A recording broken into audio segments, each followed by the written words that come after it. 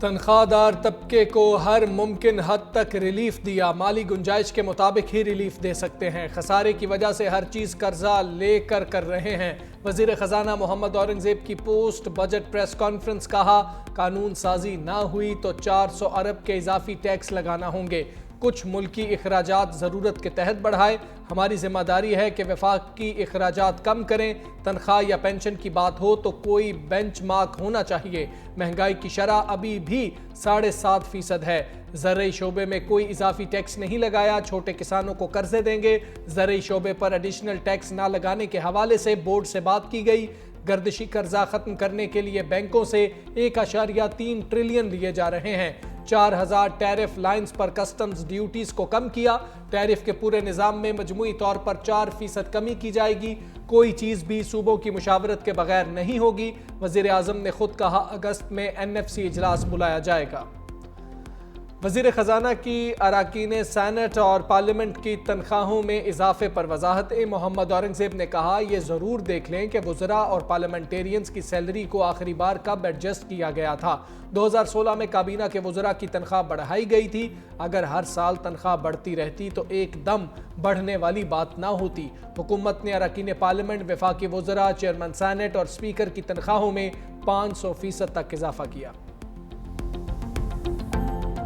On behalf of the community, میں information minister کا شکریہ ادا کر رہا ہوں جنہوں نے پین لیا، وہ اپنے آفس سے آئے اور انہوں نے آ کے ایشو ریزالو کیا۔ دوستوں کا یہ خیال تھا کہ آپ کو خود آنا چاہیے تھا، یار بات نہیں ہوئی نا، ہم باہر سے آئے ہیں نا، لیٹ اس ٹاک نا۔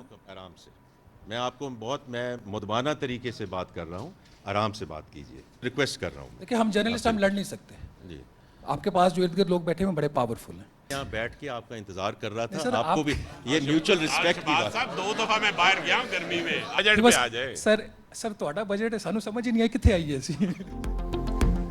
پوسٹ بجٹ پریس کانفرنس میں شہباز رانا اور وزیر خزانہ میں نوک جھونک، شہباز رانا بولے آپ کے دائیں بائیں بیٹھے افراد بہت طاقتور ہیں، ہم ان کا مقابلہ تو نہیں کر سکتے اس لیے بائیکاٹ کر رہے ہیں، صحافیوں کا وزیر خزانہ کی پوسٹ بجٹ پریس کانفرنس کا بائیکاٹ، واک آؤٹ کر گئے، صحافیوں نے گزشتہ روز FBR کی جانب سے تکنیکی بریفنگ نہ دینے پر بائیکاٹ کیا، چیئرمین FBR اور سیکرٹری خزانہ کی صحافیوں کو منانے کی کوشش ناکام، وزیر خزانہ محمد اورنگزیب نے کرسیوں پر سرکاری ملازمین کو بٹھا کر بریفنگ شروع کر دی، وفاقی وزیر اطلاعات عطا تارڑ نے پہنچ کر معاملہ سنبھالا، عطا تارڑ سے مذاکرات اور چیئرمین FBR کی معذرت کے بعد صحافی واپس آ گئے۔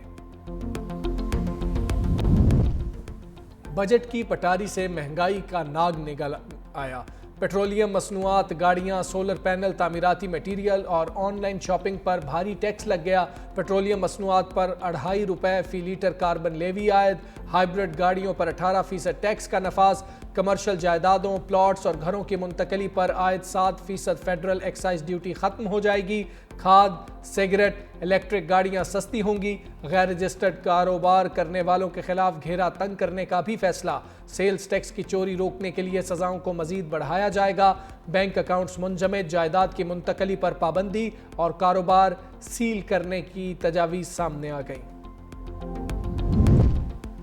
پاکستان امن اور بھارت جنگ کی بات کر رہا ہے، حملوں کی دھمکیاں طاقت کا اظہار نہیں، خطے میں عدم استحکام کی علامت ہیں، پاکستانی سفارتی مشن کے سربراہ بلاول بھٹو کی لندن میں وفد کے ہمراہ نیوز کانفرنس، کہا صدر ٹرمپ نے بار بار امن اور مذاکرات کی بات کی، بھارت کے اعلانات نے صدر ٹرمپ کی امن کی کوششوں کو سبوتاژ کرنے کی کوشش کی، صدر ٹرمپ مسلسل مسئلہ کشمیر کے حل کی بھی بات کرتے ہیں، ہمیں امید ہے وہ اپنا وعدہ پورا کریں گے، ہم مسئلہ کشمیر کے حوالے سے امریکی اسٹیٹ کے بیان کا خیر مقدم کرتے ہیں، مسئلہ کشمیر کے حل تک خطے میں جنگ کا خطرہ موجود رہے گا، سکھوں کا قتل ہو یا دہشت گردوں کی فنڈنگ، بھارت کو ایسے اقدامات روکنا ہوں گے۔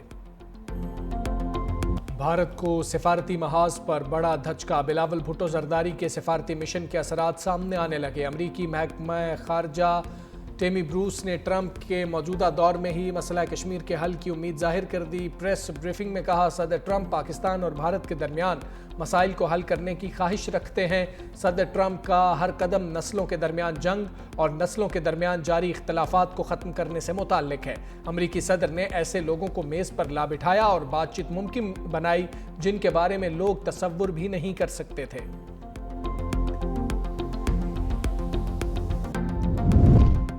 بھارت اشتعال انگیزی سے باز رہے، پاکستان پر الزامات لگا کر بھارت اپنی ناکامی چھپا نہیں سکتا، پاکستان کا دو ٹوک پیغام، بھارتی وزیر خارجہ کے بیانات غیر ذمہ دارانہ قرار دے کر مسترد کر دیے۔ ترجمان دفتر خارجہ نے کہا بھارت کا بیانیہ ناکام فوجی مہم کے بعد کی مایوسی کا عکاس ہے، مقبوضہ کشمیر میں ریاستی جبر کو چھپایا نہیں جا سکتا، بھارت کو اپنی سرحد پار دہشت گردی پر غور کرنا چاہیے، پاکستان امن، مذاکرات اور سفارتکاری پر یقین رکھتا ہے، کسی بھی جارحیت کا منہ توڑ جواب دیں گے۔ امریکی سینٹرل کمانڈ کے سربراہ نے پاکستان کو دہشت گردی کے خلاف جنگ میں اہم شراکت دار قرار دے دیا۔ جنرل مائک کوریلا نے دہشت گردی کے خلاف جنگ میں پاکستان کی خدمات کو سراہا، کہا پاکستان غیر معمولی طور پر انسداد دہشت گردی کے شراکت دار کے طور پر سامنے آیا۔ پاکستان نے ایبی گیٹ بم دھماکے میں مرکزی کردار ادا کرنے والے جعفر کو گرفتار کر کے ہمارے حوالے کیا۔ فیلڈ مارشل عاصم منیر نے گرفتاری کے بعد سب سے پہلے مجھ سے رابطہ کیا۔ پاکستان کے ساتھ قریبی انٹیلیجنس تعاون ہے۔ زراعت ایک ایسا شعبہ ہے جس کے ساتھ اس بجٹ میں جتنی زیادتی اس شعبے کے ساتھ ہوئی ہے، جتنا ظلم اس شعبے کے ساتھ ہوا ہے، جس کو ٹریکٹر ڈبل ٹرپل قیمت پہ مل رہا ہے، جس کو ڈی اے پی 13.5 سے اوپر چلی گئی ہے، جس کی یوریا جو ہے وہ اس کی ڈبل ٹرپل قیمت ہوگی اور اویلیبل بھی نہیں ہے، اس کسان کو آپ سولر ڈیوٹی لگا کے سولر پینل بھی آپ نے اس کے مہنگے کر دیے ہیں۔ ان کی کسان دشمن پالیسیز اب سب کے سامنے ہے اور ہم یہ سمجھتے ہیں کہ یہ کسانوں سے بدلہ لے رہے ہیں۔ بدلہ کس بات کا؟ کہ کسان عمران خان کے ساتھ۔ پی ٹی آئی رہنما شیخ وقاص اکرم نے بجٹ کو کسانوں کے لیے تباہی کا بجٹ قرار دے دیا۔ میڈیا سے گفتگو میں کہا وفاقی بجٹ کسانوں کو تباہ کرنے کا بجٹ ہے، ایک ایک کر کے زراعت کے ہر شعبے کو تباہ کیا جا رہا ہے۔ زراعت کی گروتھ 6.2% سے کم ہو کر 0.5% رہ گئی۔ بجٹ میں کسانوں کے لیے کچھ نہیں، وفاقی بجٹ کے اہداف غیر حقیقی ہیں، گزشتہ سال کے اہداف بھی حاصل نہیں کیے جا سکے، یہ بھی حاصل نہیں ہوں گے۔ پیپلز پارٹی نے سولر پینلز پر 18% ٹیکس مسترد کر دیا۔ مرکزی ترجمان شازیہ مری نے کہا سولر پینلز مہنگی بجلی سے نجات کا واحد ذریعہ تھا جس کو عوام سے دور کر دیا گیا۔ تنخواہوں اور پینشن میں اضافہ بھی موجودہ مہنگائی کے تناسب سے ناکافی ہے۔ حیدرآباد اور کراچی موٹر وے 400 ارب منصوبے پر صرف 15 ارب روپے رکھ کر مذاق کیا گیا۔ پیٹرولیم مصنوعات میں اضافی ٹیکس سے بھی مہنگائی میں اضافہ ہوگا۔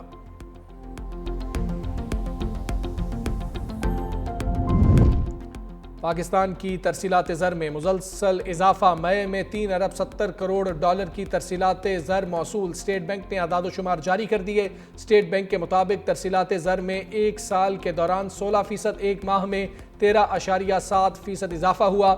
مالی سال کے 11 مہینوں میں موصول ہونے والی ترسیلات زر 34 ارب 90 کروڑ ڈالرز رہیں۔ وزیر اعظم شہباز شریف کی ترسیلات زر بڑھنے پر معاشی ٹیم کی تعریف۔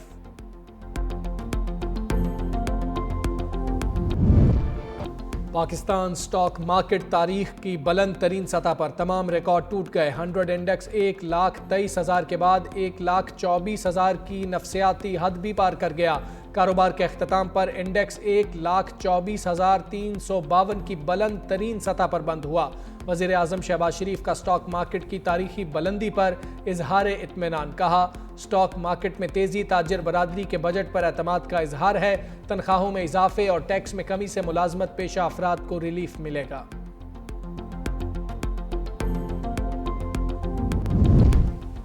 وزیر اعظم شہباز شریف کل متحدہ عرب امارات کا دورہ کریں گے۔ ترجمان دفتر خارجہ کے مطابق وزیر اعظم کے ہمراہ ایک اعلیٰ سطح وفد بھی ہوگا۔ وفد میں اسحاق ڈار، وفاقی وزراء اور دیگر اعلیٰ حکام بھی شامل ہوں گے۔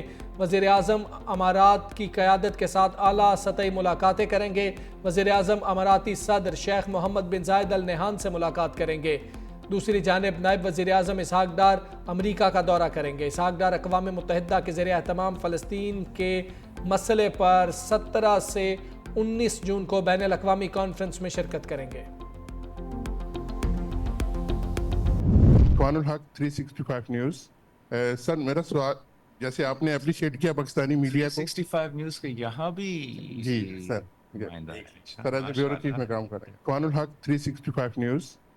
سر میرا سوال، جیسے آپ نے اپریشیٹ کیا پاکستانی میڈیا کو 65 نیوز کے یہاں بھی جی سر سر ایز اے بیورو چیف میں کام کر رہے ہیں۔ 365 نیوز کے لندن میں بھی چرچے، بلاول بھٹو زرداری کی نیوز کانفرنس کے دوران تذکرہ، بیورو چیف عرفان الحق کے تعارف کرانے پر چیئرمین پیپلز پارٹی نے 365 نیوز کی کوریج کو سراہا۔ بلاول بھٹو زرداری کی قیادت میں 9 رکنی وفد دورہ برطانیہ مکمل کر کے برسلز پہنچ گیا۔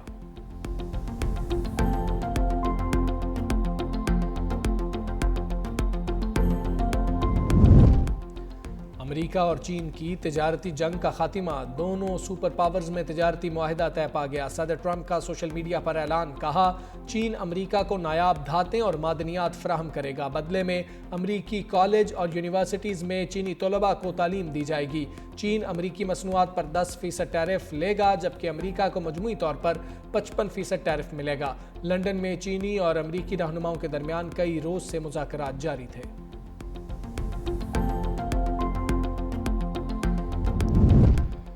پنجاب کا بجٹ پیش کرنے کی تاریخ تبدیل، 13 کے بجائے 16 جون کو پیش کیا جائے گا۔ وزیر خزانہ مجتبیٰ شجاع الرحمان کہتے ہیں صوبائی بجٹ کی تیاری جاری ہے، کچھ وقت لگے گا، بجٹ ٹیکس فری ہوگا، عوام پر کوئی نیا ٹیکس نہیں لگایا جا رہا۔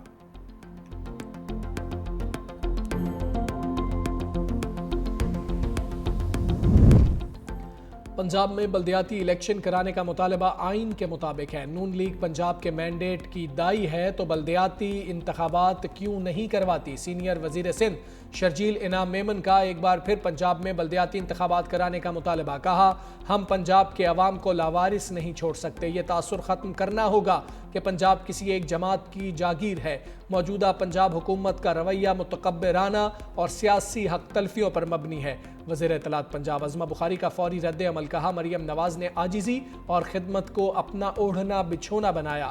مریم نواز سے کارکردگی میں مقابلہ کریں، جلنے کڑھنے اور بیان بازی کا کوئی فائدہ نہیں، پہلے کراچی کا کوڑا تو اٹھا لیں۔ پنجاب کی فکر کرنے کے لیے پنجاب کے وارث موجود ہیں۔ ہمارا صبر جواب دے گیا، اب ہم تحریک شروع کریں گے۔ وزیر اعلیٰ خیبر پختونخوا علی امین گنڈاپور کی پھر وفاق کو دھمکی، اسلام آباد میں میڈیا سے گفتگو میں کہا اب ہم سڑکوں پر آئیں گے، آپ کے پاس ہتھیار ہیں، اس بار ہم بھی ہتھیار ساتھ لے کر آئیں گے۔ بانی پی ٹی آئی جھکنے والے ہیں نہ ڈیل کرنے والے۔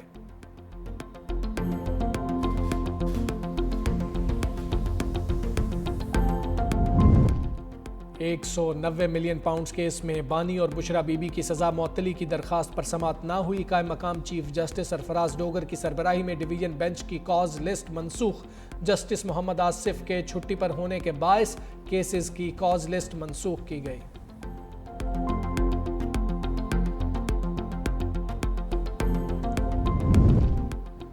پہلی حج پرواز 340 حجاج کو لے کر اسلام آباد پہنچ گئی۔ وفاقی وزیر برائے پارلیمانی امور طارق فضل چودھری نے استقبال کیا۔ حجاج کی وزارت مذہبی امور کی جانب سے حج انتظامات کی تعریف۔ وفاقی وزیر طارق فضل چودھری نے کہا سعودی حکومت نے پاکستان کے ساتھ مل کر حجاج کو قابل تعریف سہولیات مہیا کی، آئندہ سال اس سے بھی بہتر انتظامات کریں گے۔ پنجاب اور سندھ میں گرمی سے شہریوں کا برا حال، جیکب آباد اور بھکر میں درجہ حرارت 49 ڈگری تک جا پہنچا، سبی اور گجرانوالہ میں 48، لاہور اور جعفر آباد میں 47 ڈگری ریکارڈ، فیصل آباد اور سکھر میں درجہ حرارت 46، ملتان، اسلام آباد، پشاور اور راولپنڈی میں 45، جبکہ ڈیرہ اسماعیل خان اور تربت میں 44 ڈگری رہا۔ محکمہ موسمیات کی آئندہ 24 گھنٹے کے دوران بھی شدید گرمی کی لہر برقرار رہنے کی پیشگوئی۔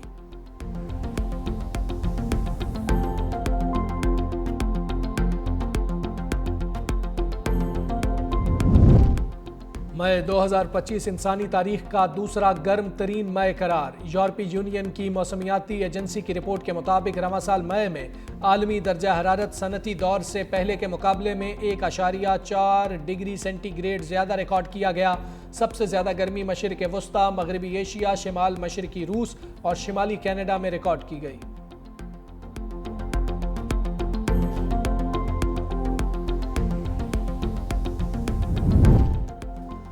امریکی صدر اور ایلون مسک میں برف پگھلنے لگی۔ ٹرمپ کے خلاف تابڑ توڑ ٹویٹس کرنے والے مسک نے ایکس پر لکھا ٹرمپ سے متعلق سوشل میڈیا پوسٹ پر افسوس ہے، کئی پوسٹوں میں بہت آگے نکل گیا۔ گزشتہ روز ڈونلڈ ٹرمپ نے بھی ایلون مسک سے متعلق سوال پر ان کے لیے نیک خواہشات کا اظہار کیا تھا۔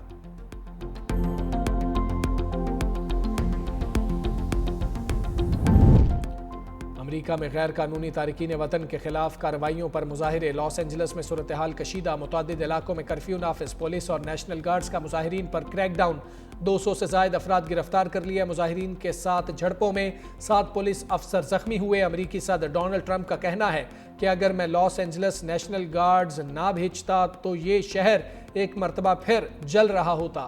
لاس اینجلس کے لوگ خوش قسمت ہیں کہ میں نے ان کی مدد کا فیصلہ کیا۔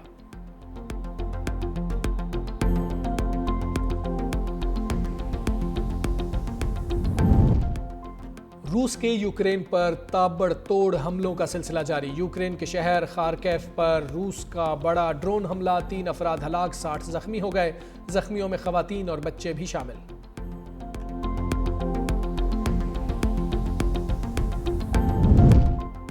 لارڈز میں ورلڈ ٹیسٹ چیمپئن شپ کے فائنل کا پہلا دن، آسٹریلیا پہلی اننگز میں جنوبی افریقہ کے خلاف 212 رنز پر آؤٹ، آسٹریلیا کی جانب سے ویبسٹر 72، سٹیو سمتھ 66 رنز بنا کر نمایاں رہے، ٹریوس ہیڈ 11، ایلیکس کیری 23، کپتان پیٹ کمنز 1 رن بنا سکے۔ جنوبی افریقہ کی جانب سے ربادہ نے 5، مارکو جانسن نے 3 کھلاڑیوں کو آؤٹ کیا، کشف مہاراج اور ایڈن ماکرم نے 1 کھلاڑی کو آؤٹ کیا۔